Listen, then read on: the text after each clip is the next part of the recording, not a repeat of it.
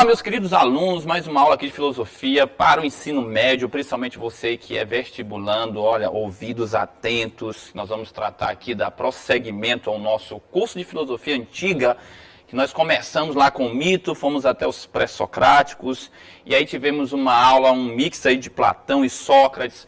Fizemos aí uma salada, uma misturada bacana para que tu pudesse entender os dois juntos e aí acompanhasse todo este processo do conteúdo.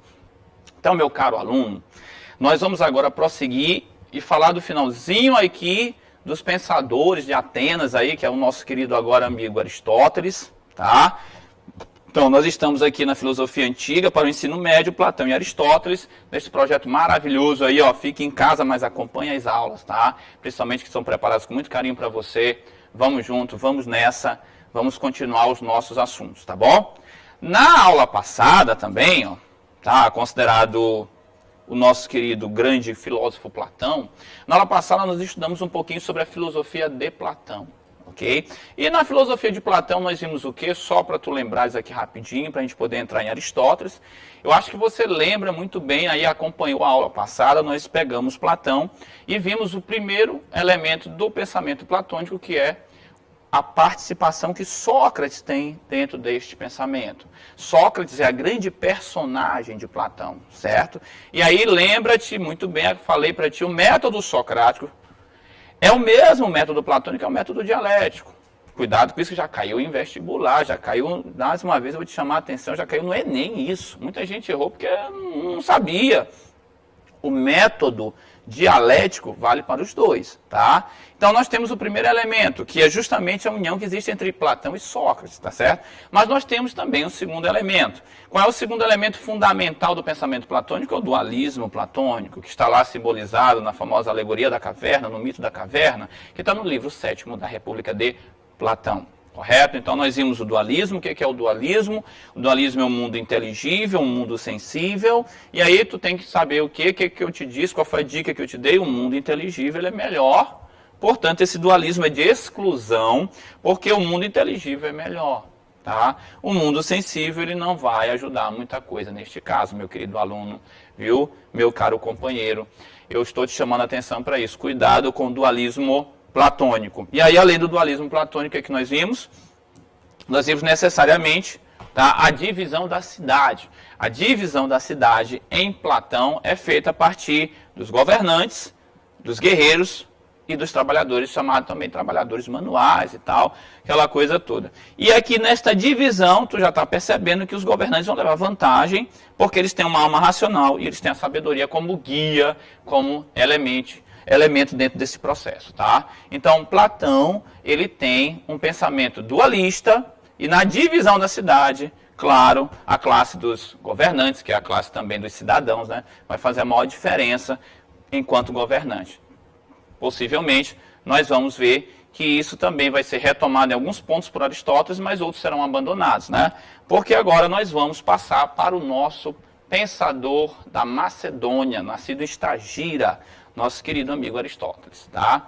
Bom, diferentemente de Platão, que Platão é um eupátrida, Platão é um bem-nascido, Platão é um cara que tem boas relações dentro da cidade de Atenas, Aristóteles ele não é necessariamente de Atenas, ele é da cidade da Macedônia, portanto ele é um estrangeiro, ele vai ter sérias dificuldades em Atenas por isso, tá? Aristóteles, como estrangeiro, ele vai encontrar uma série de coisas que não conspiram a favor dele dentro da cidade de Atenas. Aristóteles é filho do médico Nicômaco. Nicômaco era o médico de Filipe II, pai do famoso Alexandre o Grande, da Macedônia, do Império da Macedônia, aquela coisa toda.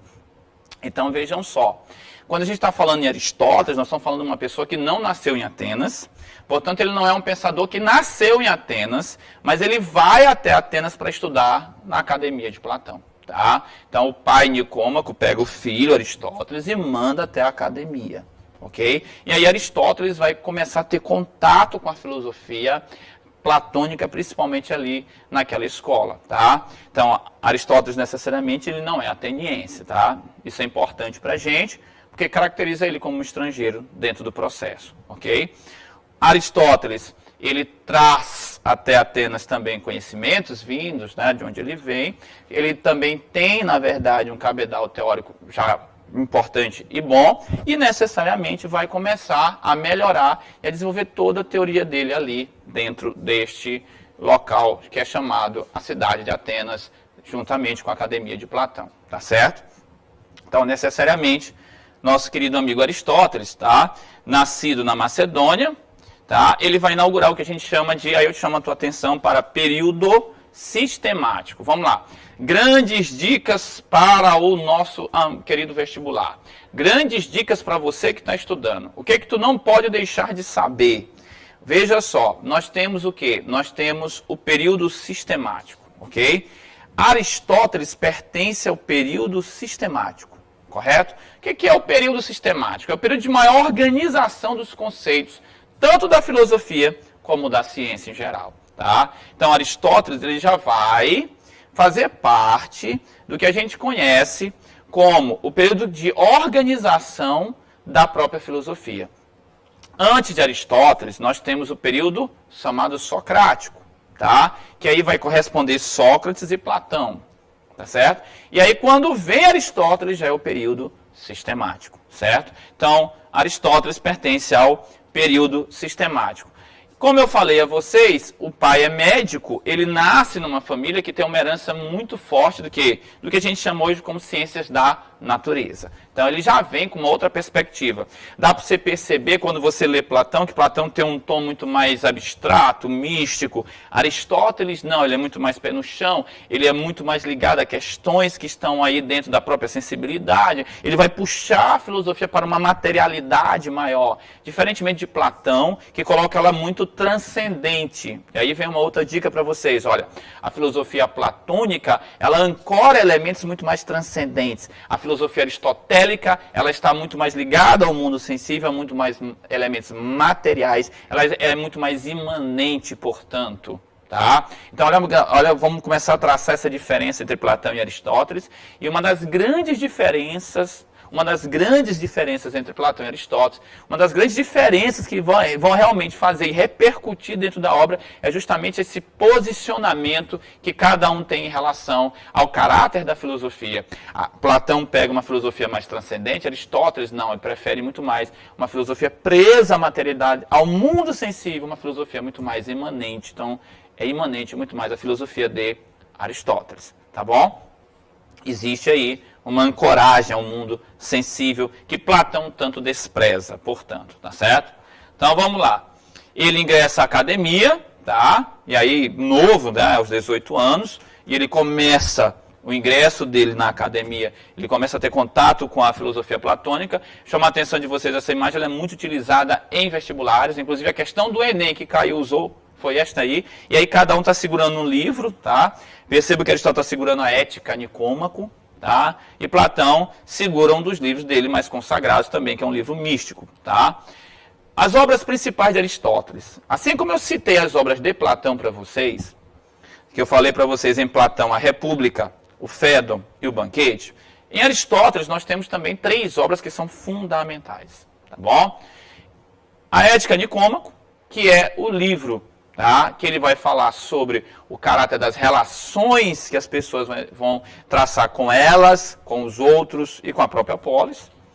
O Organon, que é a obra considerada primogênita dele, que vai organizar, vai tentar colocar nos trilhos, né, do mundo sensível, de um conhecimento mais materializado, de um conhecimento mais condensado, toda a estrutura, tá, da vida humana, toda a estrutura da própria physis, que é a natureza. Então, o Organon vai servir como uma obra que vai realmente sistematizar, daí o nome período sistematizado, ou período sistemático, tá? O Organon é uma obra que vai tentar colocar no caminho correto aquilo que talvez Platão tenha colocado de uma forma muito transcendente. O Organon é uma obra que vai tentar puxar todos os conceitos a um crivo para saber aqueles que podem continuar e saber aqueles que não vão poder mais dar continuidade, tá bom? Então, Organon é uma obra fundamental de Aristóteles, tá? É aqui que nós temos conceitos também muito importantes de dentro da lógica aristotélica, que é muito utilizada, por exemplo, no vestibular da UEMA, tá? E, seguindo o Organon, nós temos a metafísica, que são elementos fundamentais, né? Falando sobre o que é a essência do universo, do ser humano, do mundo em geral. A metafísica vai tratar de elementos também que a física trata, que a própria natureza, a obra dele sobre a natureza também no Organon também vai tratar. E nós temos também a obra sobre a polis, que é chamada de politeia, que muitos traduzem como política, tá? Então veja só, a obra de Aristóteles, ela também é muito vasta, ela também tem muito significado, ela também tem muita coisa boa e legal a oferecer pra gente, tá bom? Lembrando vocês que o Organon, tá, que está aqui, é uma obra fundamental para Aristóteles, ó, show de bola. O Organon é uma das primeiras obras que Aristóteles vai escrever, justamente para colocar a filosofia nos seus trilhos normais, tá? Lembrem vocês que Platão é um pensador que tem muita influência de religião, como o orfismo, e aí ele transcendentaliza demais. Então, no Organon, Aristóteles vai fazer uma limpeza. Aristóteles vai fazer ali aparar as arestas, né? Ele vai tentar colocar o carro na rodovia correta, na mão que pertence, tá? O Organon é uma obra fundamental, por isso ela é uma das obras também muito cobradas em vestibular, tá certo? Aristóteles é um pensador que contribui em várias ciências, tá? Da física até a biologia, tá? E aí é uma coisa importante dentro da obra dele, essa contribuição, tá?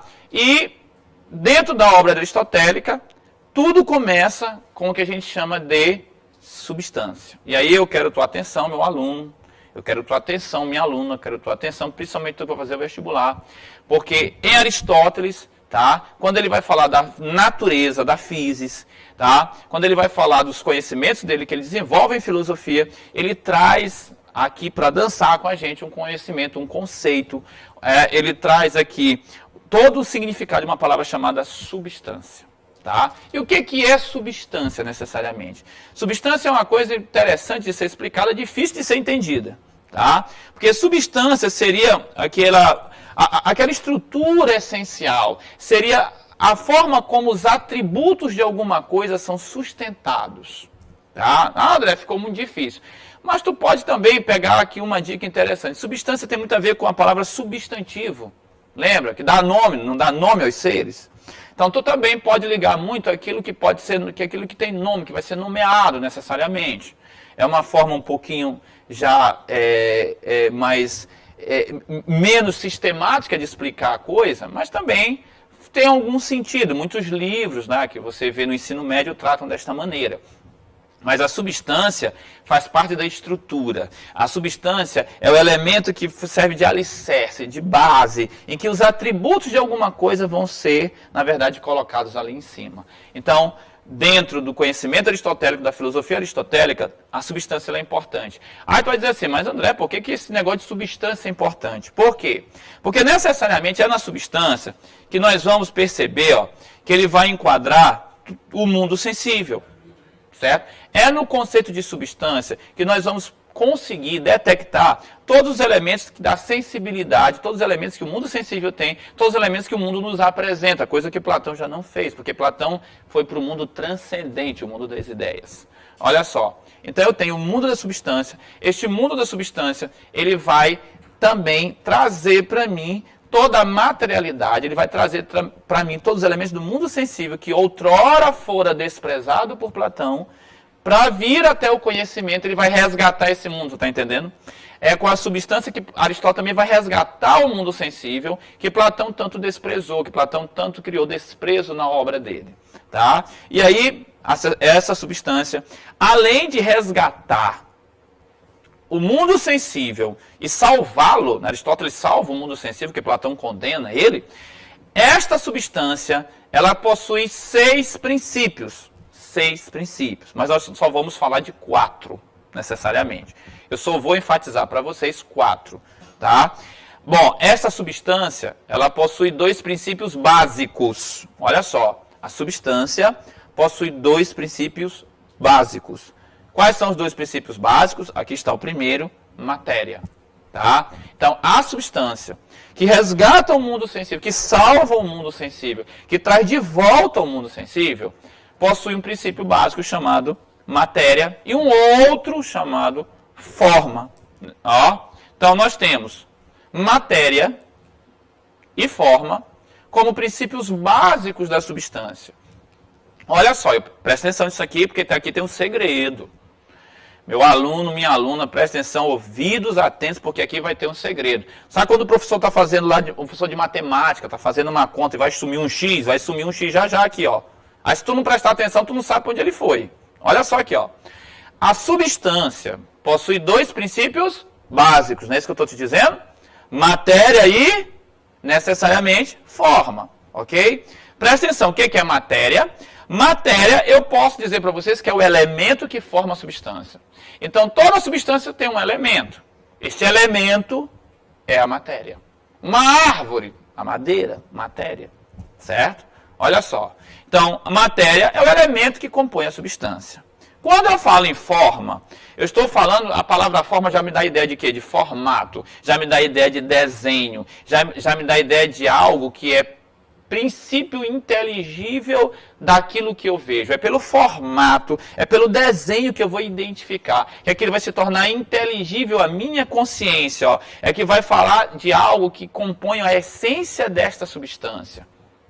Então a forma, ela é o elemento que torna a substância inteligível, é o elemento que identifica a substância, é o elemento que vai fazer com que a substância possa valer como algo, como design, como desenho, como formato. Então veja só, se eu tenho matéria e se eu tenho forma, eu tenho dois princípios da substância, chamados princípios básicos. E por que eles são importantes, André? Porque tu está tão preocupado com eles? Porque, meu caro aluno, presta atenção numa coisa importante.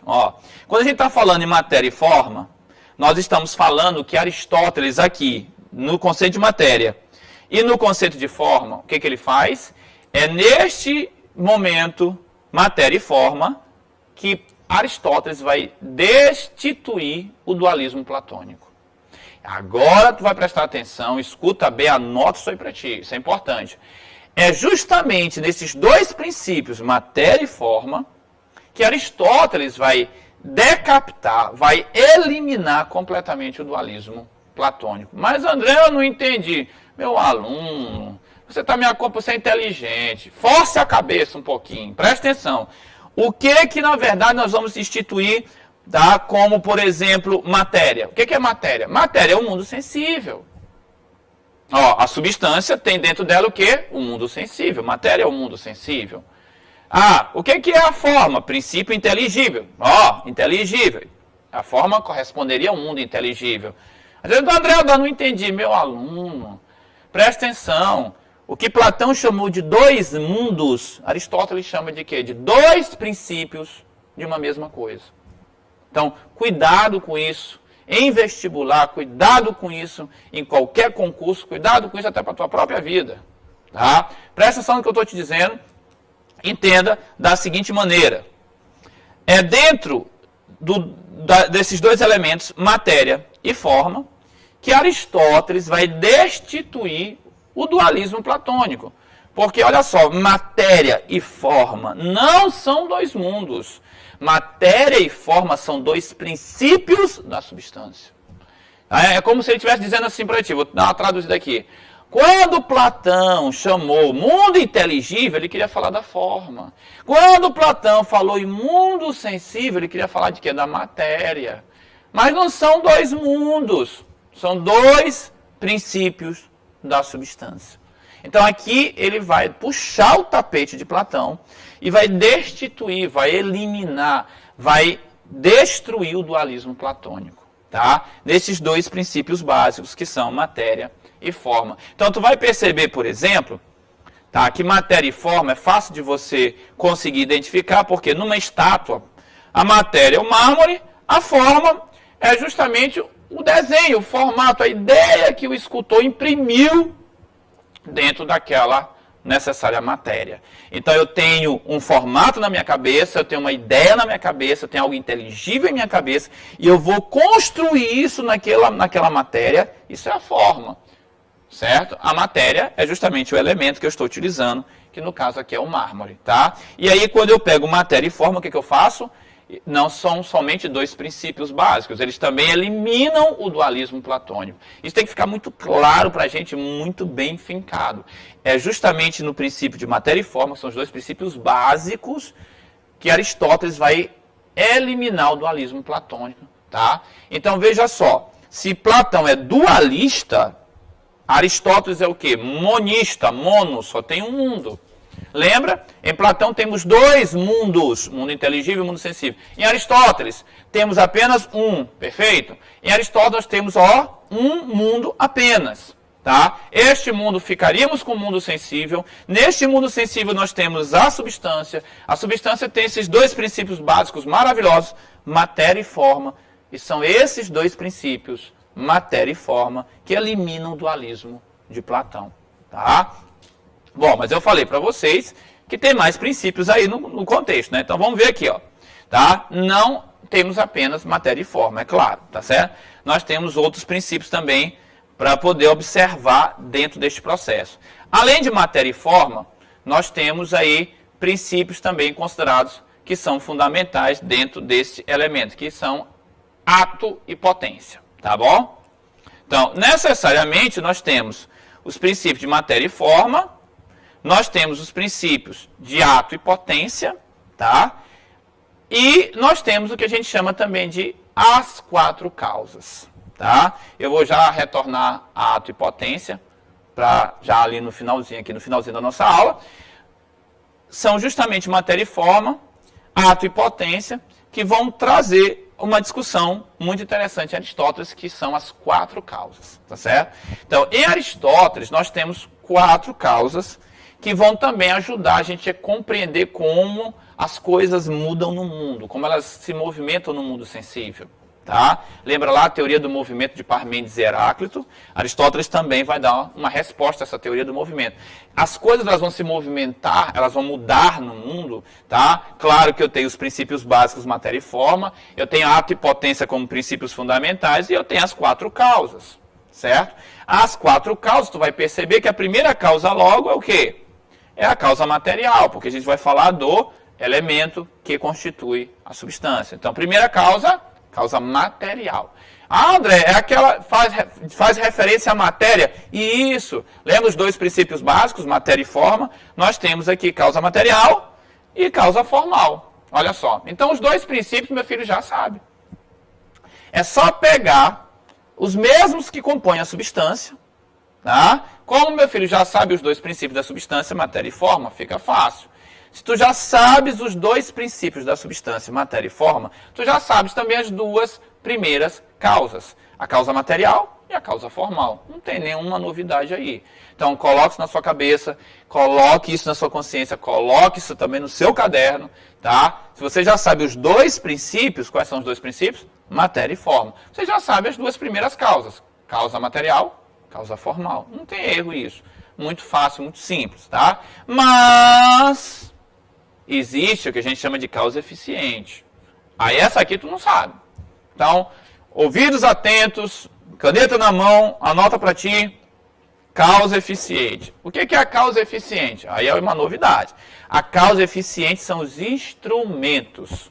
Então, para você realizar uma obra de arte, por exemplo, você está vendo ali o nosso querido escultor, ele tem uma talhadeira, ele tem um martelo, ele tem instrumentos que ele vai utilizar.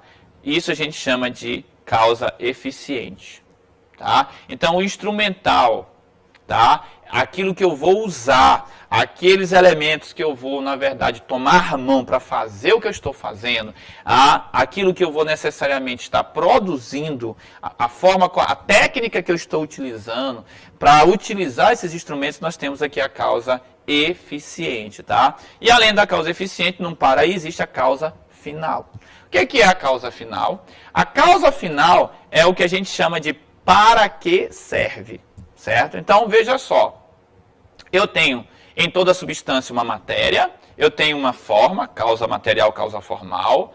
Para eu mudar esta substância, eu vou usar o quê? A causa eficiente, eu vou ter técnica e instrumentos, tá? E para que eu faço isso?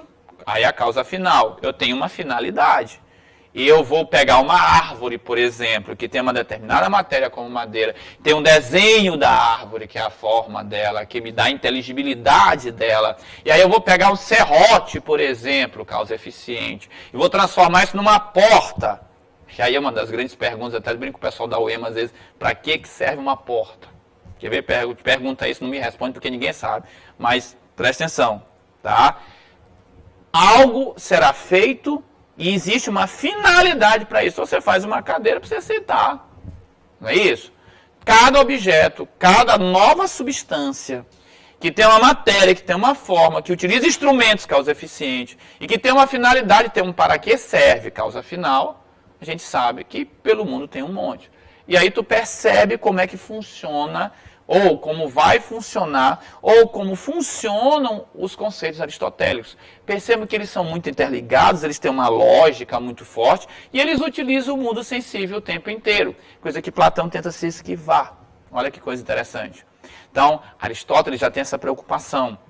Ele já está ancorado muito mais a essa materialidade. Ele já está muito próximo a essa possibilidade de utilizar o mundo sensível e comprovar no mundo sensível aquilo que ele está escrevendo. Platão, vocês sabem, nem tanto. Ele não está muito preocupado com isso, porque ele está muito mais no mundo inteligível, certo? Então, olha só, nós temos aqui, portanto, as 4 causas, certo?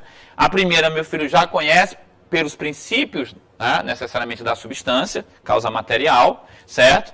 A segunda também, meu filho, já conhece em função dos princípios da substância, forma, causa formal. Agora, a terceira, tu não conhecias, que era a causa eficiente, são os instrumentos que eu vou utilizar, aquilo que eu vou necessariamente fazer. E nós temos também a causa final, a última causa, que é para que serve aquilo que eu estou fazendo, para que serve aquilo que eu estou confeccionando, para que serve aquilo que eu estou necessariamente debruçando meu tempo e realizando toda essa obra, tá certo? Então aqui nós temos a teoria das 4 causas. A teoria das 4 causas se juntam aí aos princípios da substância para explicar o movimento, a mudança das coisas no mundo, certo? Então eu tenho os 2 princípios básicos, matéria e forma. Eu tenho as 4 causas, necessariamente, tá? E aqui, nós vamos colocar pra gente os 2 últimos princípios da substância, que são ato e potência. Aí tu vai dizer assim, André, mas tu disse que são 6. Aí que só tem 4. Porque são matéria e forma, ato e potência, necessidade e contingência. São 6. Mas nós não vamos estudar os 6, que no ensino médio não tem necessidade disso. Tá? No ensino médio, meu filho vai estar preocupado com matéria e forma, princípios básicos, e os princípios fundamentais, ato e potência. Ok? E dentro disso, as 4 causas. Porque são estes elementos que vão explicar como as coisas mudam no mundo sensível, no mundo que nós temos contato, com aquilo que nós temos perto de nós, necessariamente. Então, nós temos ato e potência. O que é o ato? É a manifestação no momento agora. É o que a gente chama de ao vivo, no momento, aquilo que está à minha frente. A forma agora das coisas, certo? E potência? Potência, existe uma palavra chamada probabilidade. São possibilidades. São elementos contingenciais. É aquilo que eu posso ser um dia. Vou te dar um exemplo claro. Hoje tu é um estudante. Amanhã tu pode ser necessariamente um grande profissional numa área. Hoje o teu ato é como estudante, aí em casa, acompanhando a videoaula, anotando, se preparando para o vestibular, se preparando também para a vida. Hoje tu é um estudante. Mas amanhã, daqui a uns anos, 10, 20, 15 anos, sei lá, você vai ser um profissional numa área. Hoje o seu ato, estudante, a sua potencialidade, aquilo que você pode se tornar, é uma outra história. Então perceba, ato é o momento agora, potência é o futuro, é aquilo que eu vou me tornar, é aonde eu vou parar, para o local que eu vou, tá certo? Então ato e potência também são princípios considerados como fundamentais da substância. Então eu tenho matéria e forma, ato e potência e as 4 causas. Estes elementos vão me mostrar como as coisas vão mudar no mundo sensível. O mundo sensível que Platão tanto desprezava, portanto. Tá? Então Aristóteles, ele constrói toda uma teoria, perceba. Aristóteles ele constrói com ato e potência, tá? Com matéria e forma, toda uma teoria com as 4 causas, toda uma teoria para explicar como é que as coisas funcionam no mundo sensível. Necessariamente, ó. Aristóteles ainda pega a natureza e divide entre coisas animadas, ou seja, coisas que podem se transformar, que possuem movimento, e elementos inanimados. Tá? Que são os elementos inanimados? Que só quando sofrem uma ação externa é que podem necessariamente mudar, migrar, ter movimento, necessariamente. Tá? E aí, nós temos dentro desses animados, desses elementos animados, nós temos aqui os animais. E esses animais são divididos entre homem, que tem a racionalidade, certo? E nós temos os outros animais, que aí nós percebemos que o Aristóteles é um filho de médico, entende biologia, ele vai colocar também outros animais, tá? Na escala da racionalidade, claro, muito menor, tá? E ele vai pegar o homem como ser racional, o outro animal como dotado de uma racionalidade muito menor, uma irracionalidade até, tá certo? Bom, para a gente encerrar a nossa aula, nós temos aqui, tá? Dar uma rápida pincelada na ética aristotélica. Certo? A ética aristotélica é uma ética considerada como uma ética que procura a felicidade. Tome cuidado com isso no Enem, tome cuidado com isso na UEMA. A ética aristotélica é a ética que busca a felicidade e utiliza o que a gente chama de justo meio, a mediana, a justa medida. Ok? Então veja só, em Aristóteles nós temos uma compreensão ética que leva em conta o quê?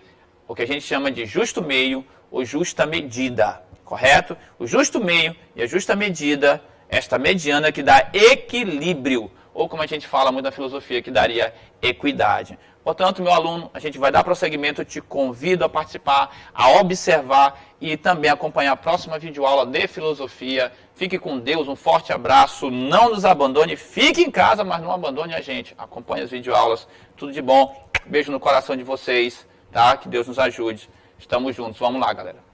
Tudo certo.